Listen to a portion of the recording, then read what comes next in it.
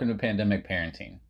I'm your host, Greg Freeberry, and I actually just got back from Oregon. I was hiking up in Crater Lake, so I'm feeling nice and refreshed and rejuvenated after communing with nature a little bit. And today we got a special treat. It is now my second online interview, but more importantly, it's my first international interview. So today I'm going to be interviewing Ruth Taylor, who's all the way in New Zealand. So they're actually like 21 hours ahead of me in LA. So when I interviewed Ruth, it was actually like tomorrow for her, which is amazing that, I can interview someone halfway across the globe just using an internet connection. But anyway, Ruth is pretty cool because she is a parent herself. She's also a parenting coach, and she's even authored books about parenting. So she's got really great advice for parents on how to deal with certain behaviors that your child might be exhibiting in life, or particularly in the pandemic. So I think you're really going to enjoy this one today. We got Ruth. She's amazing. Let's see what she has to say. Welcome to Pandemic Parenting. I'm your host, Greg Freeberry, and I'm here with my guest from all the way from New Zealand, Ruth Taylor, who is an author and a parenting coach. And I think she's going to have a lot of great advice for parents out there because she's also a parent herself. So Ruth, welcome, and thank you for coming on today. Thanks for having me. It's good of you. Now, I am in New Zealand, but if you notice there's a bit of an accent which doesn't match, it's because I'm originally from the UK. So just so that people understand that and don't get too confused. Yeah, it's kind of funny. It's actually like I was trying to schedule the time and you're like 3 hours behind, but it's not really 3 hours behind. You're actually like 21 hours ahead. So it's actually tomorrow where you are. Yeah, it's Friday evening here. So yeah, I'm almost at the weekend for me. Okay, cool. All right. So I like to start the show just asking like a few rapid fire questions just to kind of get to know you a little better. Mm-hmm. So would you be okay if I ask you a few just like easy personal questions? You can go for it. Yeah. Sure. So let's see. What's your favorite song on the radio right now? The song on the radio right now, if I was allowed to listen to the radio and not the pre-recorded teenage stuff that my daughter likes to put on from Spotify, I'd probably have to tell you. I do quite like some of the New Zealand music which is on right now. Of course, the name of the singers has gone completely out of my head. But it just totally escapes you, right? Absolutely. So look, there's lots of good songs out there right now, and there are actually quite a lot of New Zealand bands I'm actually quite liking when I get to listen to the radio. But I've not been anywhere. We're actually on COVID lockdown at the moment where I live, so we're not supposed to travel. So I'm working from home when I am working on my other job. So I haven't even had the chance to listen to the radio. So okay. Pandemic, it hits you in lots of different ways, and it hits me in the fact I can't really answer your question. Yeah, well, if it comes to you, maybe you could just interject or whatever if it comes to you. Let's see. Do you have like a favorite book that you've read recently? I haven't read anything recently, but I do like Terry Pratchett as an author. So if you've never heard of Terry Pratchett, he is a sci-fi fantasy fiction writer who is exceedingly skilled at tricking the reader into thinking things are going to go one way and then throwing in like plot twists. So no, I really do recommend that. Met him once. Poor gentleman has now passed away, but do recommend his books. Okay, I like that. I like a little plot twist here and there. You never keep you on your toes. Well, let's just say the story is based on a world which is a flat world sitting on the top of 4 elephants standing on the back of a sky turtle. That's pretty much the setting of the whole thing. So there you go. That's the kind of book we're talking about. A bit of a mind warp. All right. So let's see. Do you have like a favorite adage or saying or like old piece of wisdom or anything like that?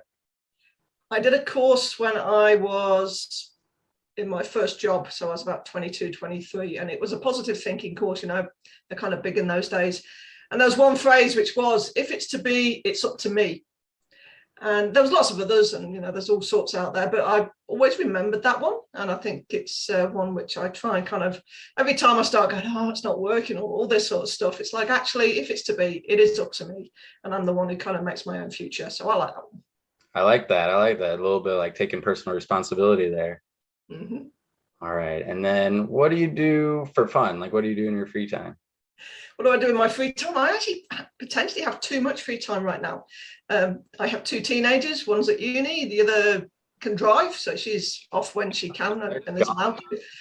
So I have a couple of dogs, so I go for walks. When I can, I will try and go for tramps in the local area. Again, a lot of that's kind of being stomped on right now. I spend far too much of my life wasting time on computer games. Okay, I'm familiar with that one too. I play Golf Clash because my father in the UK plays, so it's my way of bonding with my father.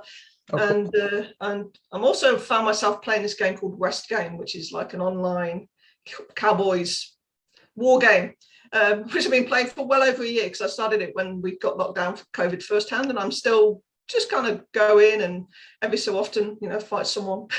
All right, cool. Maybe I'll have to check it out. It sounds like fun.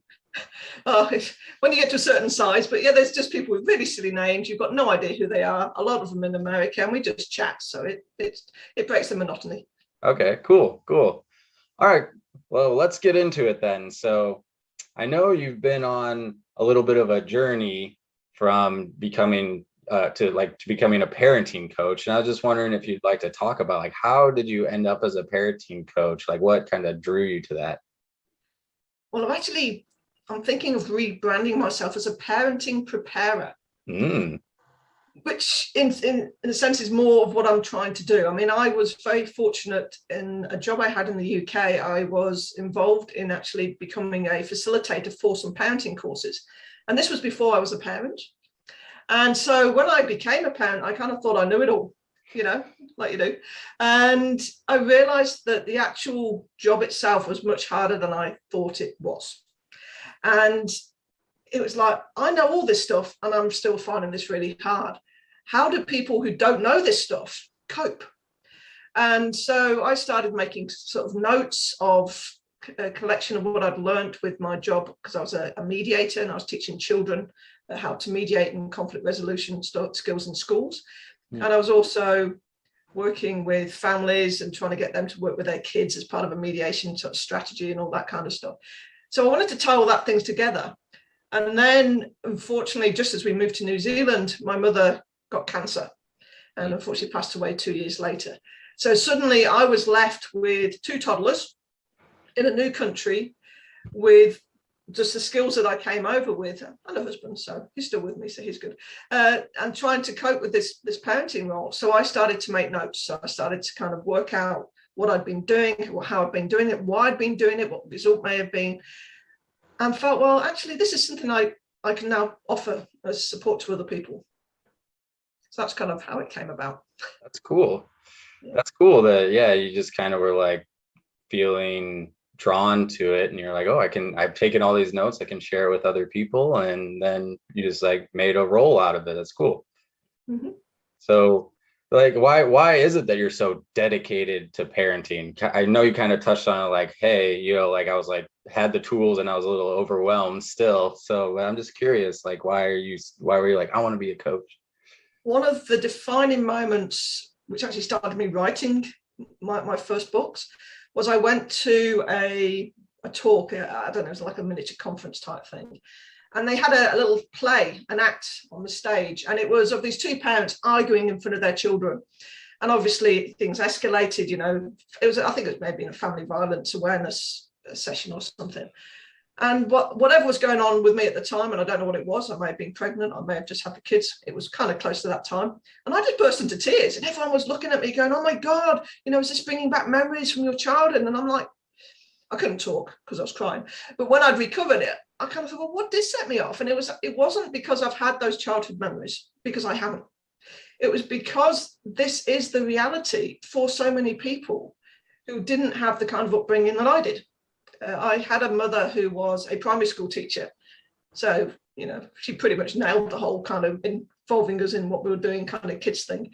And I had a stable background. My father, he's still around and was around. He used to go to work, come in at 5 o'clock, have tea, do whatever he did. But, he was around and a supportive figure. So it was like, it kind of upset me that people have got this reality of life that's always a battle. It's always going to be difficult. It's all hard. When actually there's so many simple tricks and methods which are out there, which if someone just had the time to go, talk them through, get them to recognize the trauma maybe that they are carrying, if they're carrying trauma, make their life so much easier. That's a great mission. Yeah, I think it's cool that you're like trying to get that knowledge out there and just like make people's lives easier. So we're trying. I do think you're doing admirable work. And as a parent yourself, and now you just said like you're currently in lockdown in New Zealand. I'm just curious, like how has this pandemic impacted your family over the course of the pandemic and even up till right now? Well, obviously for every family will very much depend on what age and stage that their kids are at. Now, mine are teenagers. So when we were hit first time last year, both my girls were still at school and both at home. So they kind of annoyed each other and that was fine. But my eldest was planning to go to university and she'd had thoughts of going maybe for a bit of an OE, overseas experience, as they call it around here. So she was looking to go back over to the UK and possibly even study over there. So all those plans went out the window. So she went, okay, well, I'll go to uni. So she has actually been at university all this year, which is awesome. Problem is she's in a place called Otago, which my husband and the daughter have gone to fetch her from, 3 days travel away. So this time round, my youngest daughter has been on her own. And I think she found it quite difficult because it's quite an abrupt cut off this time round as far as close down and lockdown went. Last time it was like, things are happening. We'll give you like 24 hours to sort things out. This time it was like, no, you're not coming back to school tomorrow. So she didn't even get to say goodbye to her friends and say, as far as she'd been concerned, she'd said, I'll see you tomorrow. And she found that really hard to deal with because she found she was kind of letting them down. She hadn't really said her goodbyes properly. And it was so close to the end of term for her, she's in year 12, that a lot of her friends weren't thinking of coming back. They were kind of going, we're going to work next year. We're not even thinking of coming back next term, all sorts of stuff. So she found that quite hard. We are now, as a family, we have chosen to get vaccinated. It's something which they're pushing very hard around here. I don't know, some families aren't comfortable with that. I'm not even going to get into that debate right now. But having got that level of kind of confidence that we've done all that we can to protect ourselves, we have now dropped down a level, as it were. We've got a very complicated system, not going to explain it, but we are now allowed to mix and mingle outside with groups of up to 25. So last week she went to the beach and she went surfing with her friends because you can't keep them locked up forever because they do need, certainly at that teenage stage, they need to make that connection with their peers. Absolutely. Yeah, I guess I didn't realize it, but that's a good point that like these lockdowns, sometimes it's just like overnight, boom.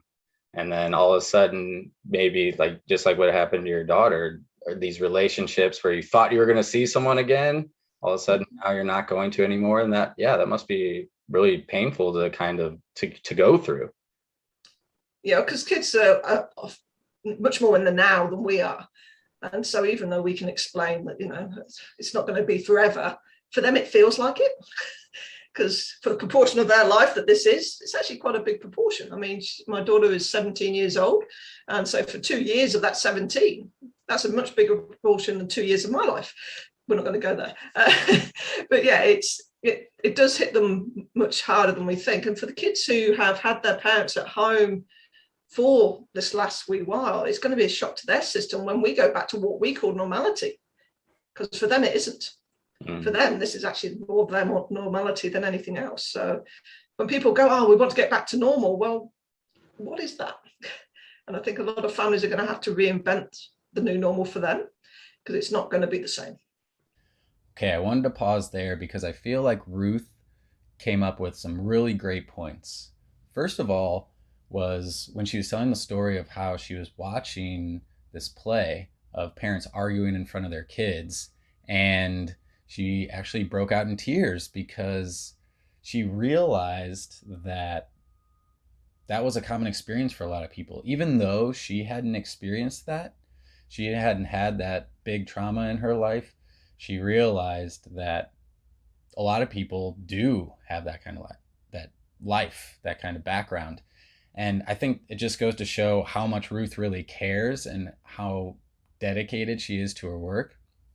And she's sitting there telling us, well, then I was inspired to actually go out and share what I know, my knowledge, with other people, with parents, with families, so that that kind of thing doesn't have to happen anymore.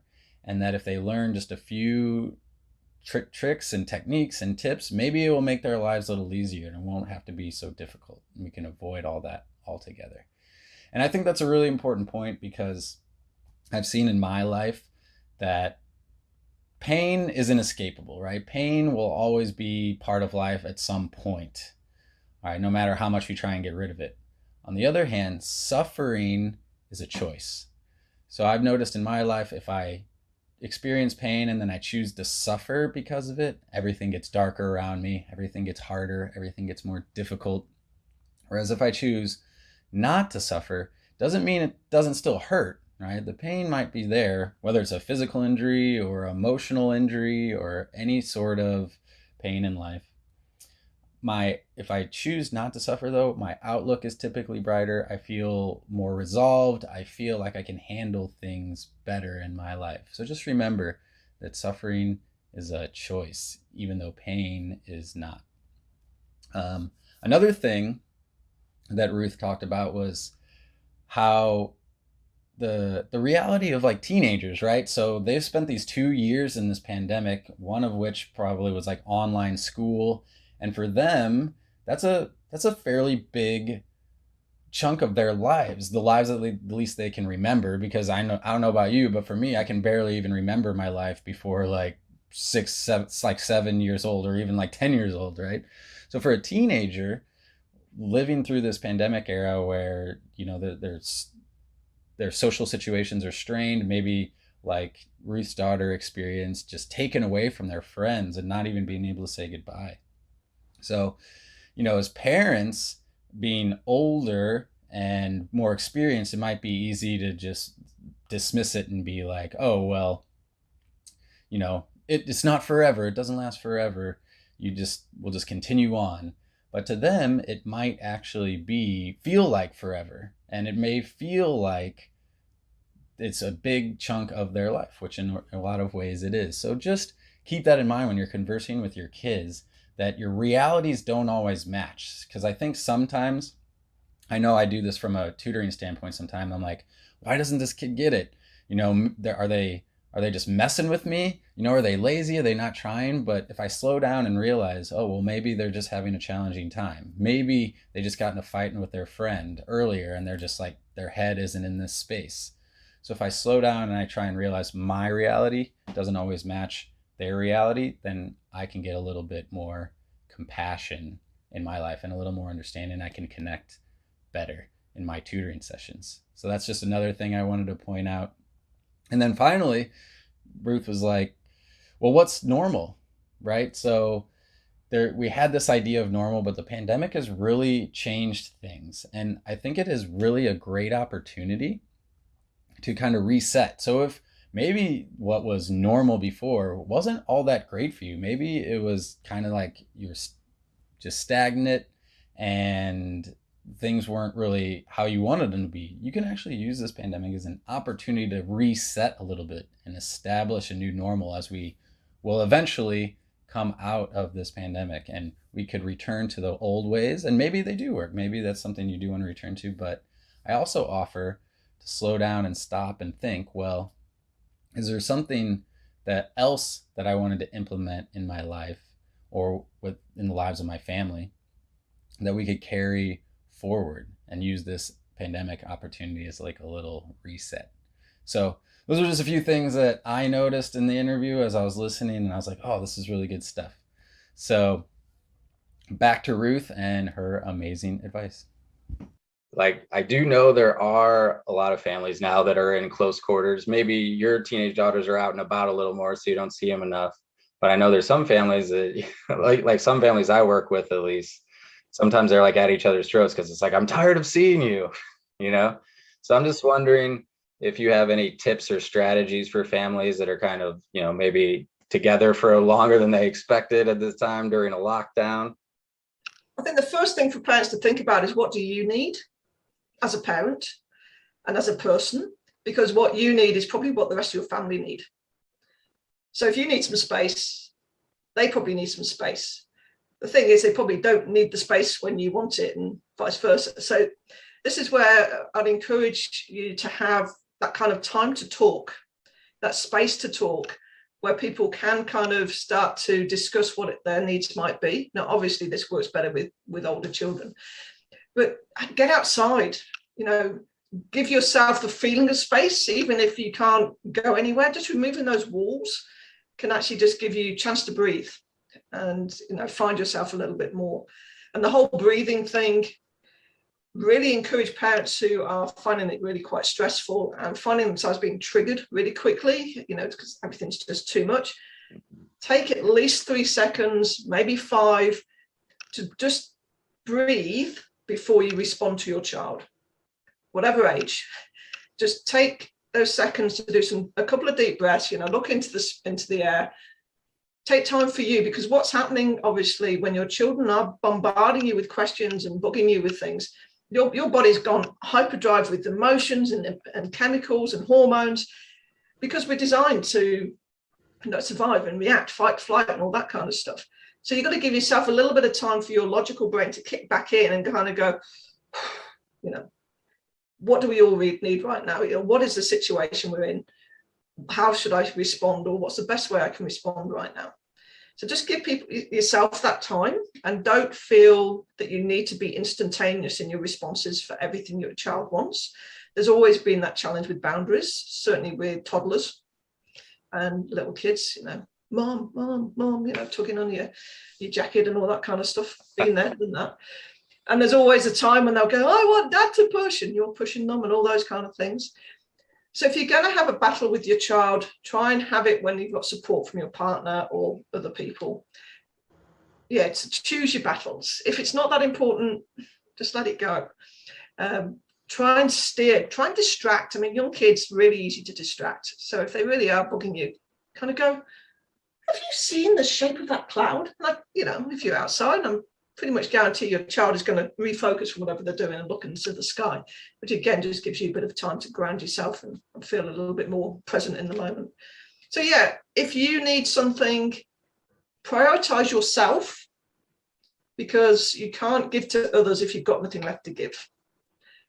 So be a little bit selfish, but think about the fact that if you need some space or you need some time, and that's what your kids are going to need too. And try and see if you can do that negotiation to kind of go, look, this is mommy's time. I'll give such and such time here, or I'll come and play this game, and then we need to just go and have a bit of a rest, and then we can come back. That kind of stuff. Mm-hmm. It's my suggestion. Good luck. Yeah, I think that's great advice, because I'm not a parent myself, but in my own life, I do notice if I just take time to take that space, that little short 5 to 10 seconds, I'm not as reactive, and then thus I don't make as poor decisions sometimes, where maybe otherwise if I acted out of emotion, I do something I regret or something silly. And yeah, I think it's just like that, slowing down, taking a moment before you react and do something that maybe you would have otherwise not done is really, really important, helpful advice in all areas of life. Children will find buttons you didn't know you had, and they will push them hard. I've done things with my kids which you look back on, and yes, I do kind of regret them, but I don't feel guilty about it, because you make your decisions at the time with the information that you have at hand. So I've learned more now than I know. You never stop learning. Mm-hmm. And occasionally they do push your buttons too much. I'm sorry, it just happens. You wake up and you want to fight, and you're going to win because you're bigger than they are. It's not something I'm super proud of, but it's reality. Our kids I've got a lot of stuff that they're trying to deal with, but we're also human beings and we've got a lot of stuff we're trying to deal with too. So yeah, try to be as nice to yourself as you can. Yeah, totally. Yeah, it's easy to be like, oh, I'm supposed to be this like perfect person, perfect parent, but yeah, we all make mistakes and it's okay. Yeah, it's happen. No such thing, I'm telling you right now. Anyone who tells you they're a perfect parent, they're either on drugs or I don't know, that they have a faith which is of a strength which I couldn't fathom, to be honest, because my children definitely know how to wind me up. I know there's the kids, it's almost like their job is to like find ways to push your buttons, you know?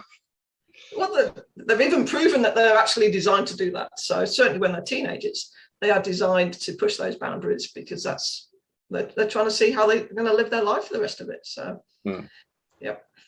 So yeah, so I think that's a good segue into, I was reading on your website and your books a little bit, and I noticed you talk about like how to respond in certain situations when your kids are, you know, performing certain behavior. And I'm just curious if there's any like recurring behaviors that you see are very common on a day-to-day that maybe that you could share strategies and tips for parents to kind of like slow down if they see this or that coming from their kids.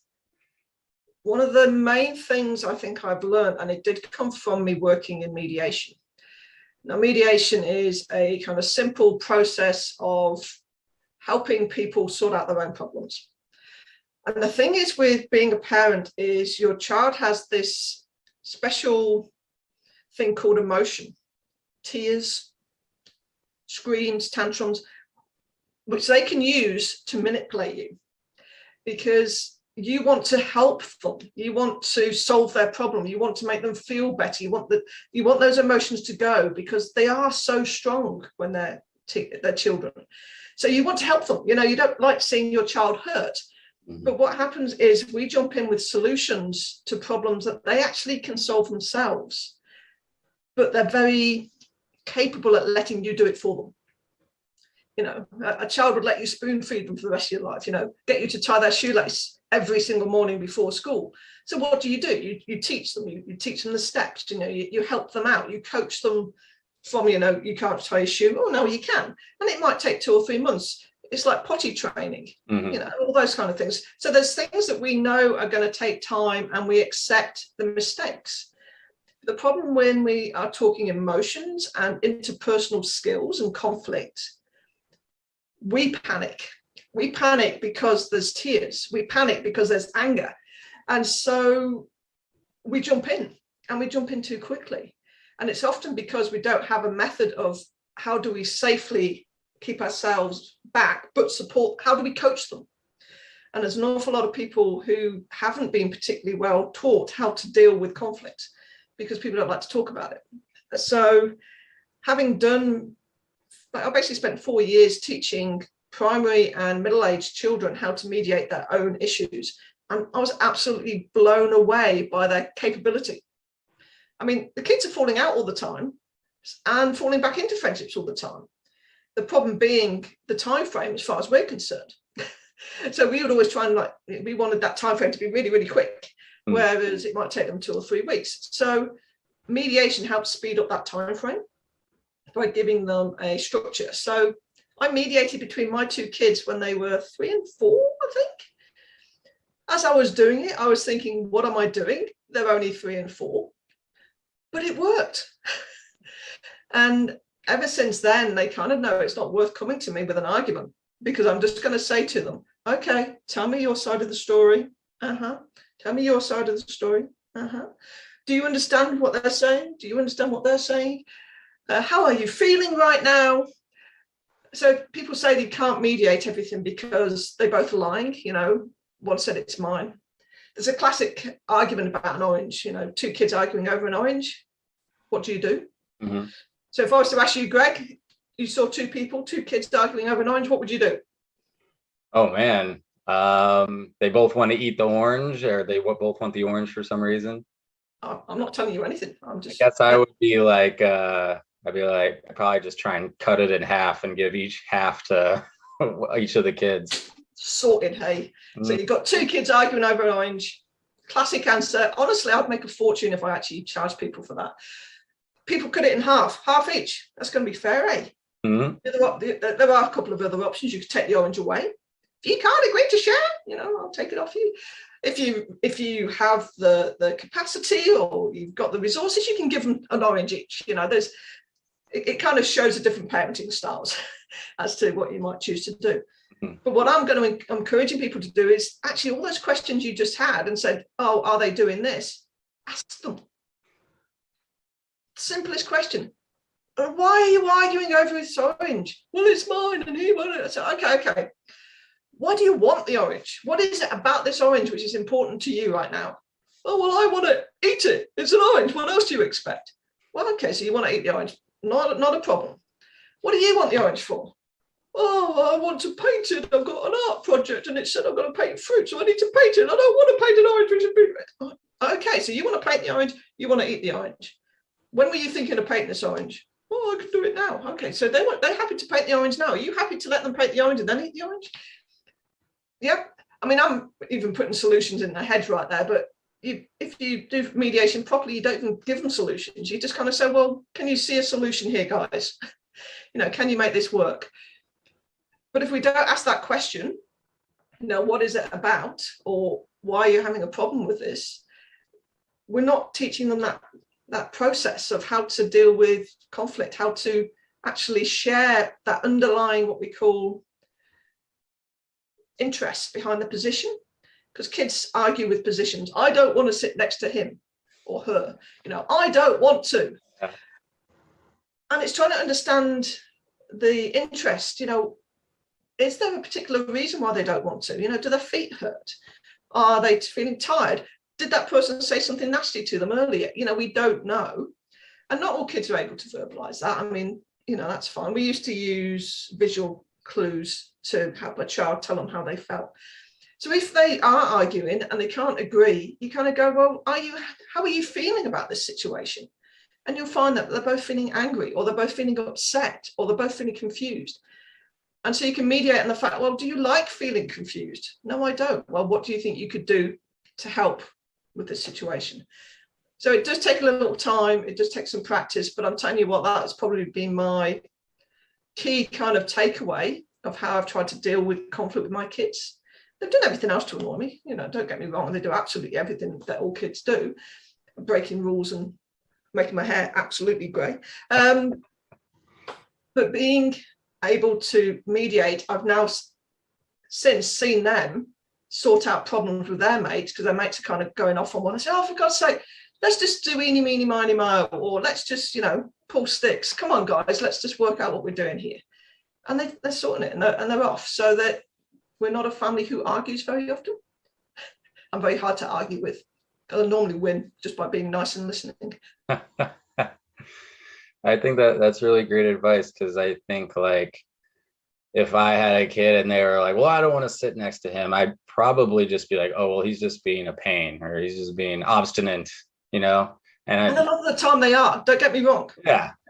Absolutely they are. If you just ask, maybe there's like this whole other thing that you didn't even realize is like going on behind the background. And then all of a sudden you have much more clarity and understanding of the situation, which can be really powerful. Yes, a story. I remember my daughter when she was very young, and she didn't want to go into the car seat, and she was wiggling and stuff. And it's like, what's going on? And she couldn't talk at the time, couldn't verbalize. And she was just kind of like really crotchety. And what we eventually got to the point where she was like tapping on her clothes. And we ended up pulling down her trousers, she got a dirty nappy, whatever. And we found a peg on the inside of her trouser leg. And it was obviously sticking into her. She was trying to sit down. So she would not have it. We said, oh, sit still. There's nothing wrong with you. We've checked your nappy's not wet. But she just wouldn't have it. She was squirming. And so she forced us to keep trying to problem solve, which eventually we found the solution, which was awesome. But there's probably a number of kids out there who stop arguing because they're told to just, put up and shut up. And the kids, on occasions, maybe rare, but on occasions, there is a reason behind their behavior, which if you knew, you could solve much more simply than getting yourself all kind of like wound up and upset with each other. Time for another quick check-in here. Ruth had another great couple of points right there. First of which is just how capable children really are. Like, I think a lot of times we like to think of kids as incapable, kind of like helpless in a lot of ways, and in some ways they are, but they can really do a lot more than we believe. And like Ruth said, what they're really good at is getting you to do stuff for them. That's one of their biggest, best skills, right? So like, and then just human nature in general is we're trying to conserve as much energy as possible. So if your kids can get you to do something for them that they don't have to do, well, then they're just conserving more energy, so then they don't have to do it. So don't let your kids trick you and let you believe that they're not as capable as they are. And that's how I always approach my tutoring sessions as well. I always assume that these kids are fully capable of doing all of the math and science or whatever it is I'm teaching them. And only after they've given it legitimate effort and truly, truly tried will I come in and intervene. Otherwise, I'm just like, all right, well, what do you think? What do you think? What would you do first? What would you do next? What would you do last? And usually they'll get to the answer themselves, when at the beginning they're like, I don't know. I have no idea what to do. So I always have a joke, like they'll be like, I don't know, and then I'll be like, all right, well, tell me what you think. What would your guess be? And then the guess is right, and I'm like, wow, for someone that has no idea what to do, you're certainly a good guesser. And then we all kind of laugh and have a good time. So remember, your kids are very capable. Let them grow into those capabilities. Let them do things on their own. Don't always try and intervene if it's not necessary. And then the other thing is just how beautiful this little mediation is that Ruth is talking about, where she could do it even with her like 3 and 4-year-olds.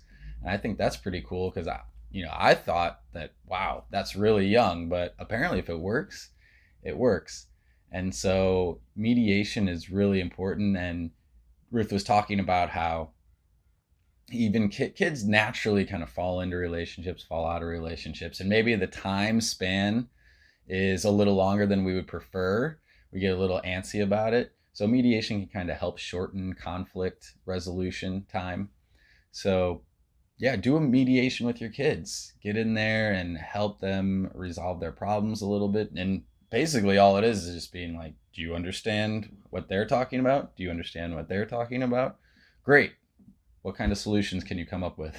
And that's pretty much it. And then kids will, like Ruth said, maybe do eeny, meeny, miny, mo or something, and they'll kind of figure things out themselves. So again, kids are really capable. Oh yeah, and just taking those moments to slow down. So this is something we talk about a lot on this channel, is just slowing down and not being overreactive emotionally. Like, your kids are designed to push your buttons and test you and get you all riled up. So if you're feeling all that energy starting to build up and you're about to lash out, just see, even that right there was like 3 seconds, and just gives me a little bit of space to react in a more poised way rather than just being totally reactive. So those are a great couple tips. Now Ruth is going to keep on sharing all her great advice. So let's get back into it. Awesome. I wanted to ask you, I know you touched on it a little bit before about, just taking time for yourself if you feel, you need it. But like, I believe, like you were saying, if you put yourself in the best position as a parent to take care of your family, if you're taking care of yourself first. So do you have any suggestions for like how parents can take care of themselves so they can better take care of their families? My other role, my other job is kind of wellness coaching and all that kind of stuff. Oh, awesome. Reflect, give yourself some time to reflect on when you feel happy or when you feel calmer, and try and build those into your day. So it doesn't have to take a lot. For some parents, it's getting up 5 minutes before their kids and the smell of coffee and, having that 5 minutes alone time, that's what works for them. Others, it's the end of the day and it's the big glass of wine. So you can't have people tell you, but you've got 5 senses. And so for each of those senses, if you take a little bit of time and think, well, what do I like to taste? What do I like to touch? What do I like to smell, hear, feel? And even just like fresh bed sheets, that can give you a night's rest, which you really needed. snuggling a blanket, maybe that's what you need. Maybe it's just fresh air on your face. No one else can tell you what you need, but you need to give yourself a little bit of time to reflect on those times which just make you smile. I mean, I like the smell of fresh cooked grass. It takes you back to a place in my youth, which was like, playing around and all that sort of stuff. So yeah, as you asked me earlier, my favorite piece of music. So just putting the radio on and hearing a song which makes you smile. Just the act of smiling can release those endorphins and those feel good kind of hormones and chemicals, which can just help you re-top you up that little bit you need before you turn back down and see the mess the kids have just made of your carpet. So yeah, do what you can to keep yourself topped up. Amazing. There's another thing I've been noticing, like for me, a lot of times is if sometimes I get a little too serious, right? And it feels like the world's kind of closing down around me. And then all of a sudden I see like a comedian on the TV and I laugh, and all of a sudden everything's bright and like easy again. And I think, a lot of times families can get caught in this like pandemic of like kind of the darker side. But I was wondering if you have any ways that families could have more fun during the pandemic and during lockdown that maybe they wouldn't have thought of otherwise. I used to have a thing called enforced family fun. And people look around and go, you can't force them. But occasionally, as you say, it's those tensions which need breaking. We used to play fight as a family. And the thing about play fighting is you're doing it in a safe way, that you're like tussling, raspberries on the belly, that kind of stuff. But it's normally done from a good place. And if people do say stop or whatever, you respect people's boundaries. And if someone gets hurt, they know it's from not because someone intended them to be hurt. It's all kind of a bit of a tussle, but something which allows a kid to release some of that pent up energy and tension. I mean, running to the garden and back, having kind of races. We've got Nerf guns. I think about 4 years ago, someone was going to buy a Nerf gun for someone for Christmas. And it was like, this ain't fair. So we all got a Nerf gun in our stockings that year. And every so often I'll just get my Nerf gun out and start shooting people. So of course that's then green light for everyone else to get their Nerf gun. And we just then literally 20 minutes running around shooting each other around the doors and stuff and complaining when it hits us and all those kind of things. But they allow us to have almost that little adrenaline rush and just to release that tension, because we are building up that fight flight kind of response in ourselves. And if we're holding it in, we do feel that burnout and that kind of, we need to exercise in some way. And let's make the exercise fun, chase the kids around the block or whatever it might be. But build some new traditions. So we did a little bit of, we weren't allowed to go to takeaways. So takeaways, McDonald's and that lot, they were closed. We couldn't go. So we started, we're going to plan to have our own little kind of takeaways, and we'll have a burger meal, and we'd have like a homemade pizza and all those kind of things.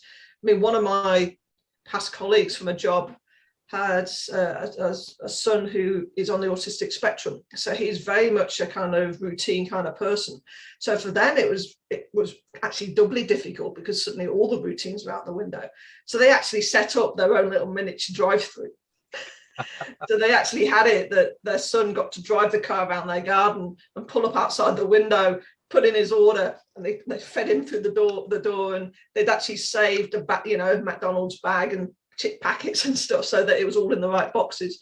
Now he knew it wasn't perfect, but that kind of worked for them and their family, that they kind of made that extra little kind of trick. I mean, the first lockdown, we went for a picnic. We got in our car, we drove 3 times around our garden. Fortunately, we have a garden which is large enough to allow that to happen. Then we stopped, put out the blanket and had a picnic at the bottom of our garden. Because, why not? PJ day, working from home, maybe you work in PJs all day, and just let your peers know and your colleagues know that that's what you're doing, or maybe you agree with your workplace that that's what you're allowed to do. And every time you come out from your office, your kids will see that you're in their PJs and, realize that you're joining in with that little bit of fun. There are so many ideas, but again, keep it simple and work for you. It doesn't have to be like Pinterest worthy. Mm-hmm. You don't have to video it for TikTok. You don't have to be all these kind of things. I have made myself a COVID-19 song. So I don't know if you've managed to see that on my website. I've not yet. Oh, must be great though, I imagine. Oh, my singing voice is, to die for. But I got my daughter, who is more tech savvy than me, to help me make the video. And honestly, the laughs we had making that video was huge. She's now permanently embarrassed that video is out there, and hated the fact I put it on like local Facebook pages and stuff, and she just kind of like dies every time I start singing it. But it was like a really stupid video based on London's Burning, the song of London's Burning, and I had some actions. So check it out, COVID round on the song. Check it out on my website, which is ruthtaylor.net. Yeah, find it. So Ruth was sharing there about some ways you can bring fun back into the family. She said enforced fun time or something like that, right? So you actually like built it in. And I think really the takeaway is that, you can create your own fun. Don't be afraid to get creative with it. Don't sit around and just like wait for fun to come to you necessarily. You can have a little picnic in the yard, right? So she told a couple of stories of like simulating just driving around the yard and then just having a picnic. Like you went out and actually did it out in like a park or something like that. Or for their son that was autistic, who really like getting, fast food, just like set it up so you could like drive around the house a little bit, come up to the window, they give them the McDonald's bag. So I think those are really brilliant, creative ideas that are like very simple to do, very simple to execute, but it just takes a little thought to actually just sit down and create something like that. It just takes a little bit of imagination. So don't be afraid to get creative, sit down and actually think about it. Think about what would be fun for you. Like what experiences do you miss and how could you create them? Okay, so finally, Ruth is going to share with us some great resources, her website, her Facebook group, and her books. So if you're interested in her books, we'll have the links and everything in the description so you can link to that. And let's check out the final part of Ruth's interview. Yeah, I think those are all excellent ideas. And since you just mentioned your website, I'm curious, do you have any more resources for parents as far as like websites, books, apps, any recommendations like that to help with parenting?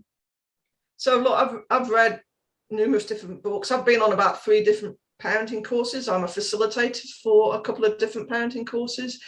Find one near you. I really would strongly suggest you get yourself on a parenting course, however much you think you know about parenting.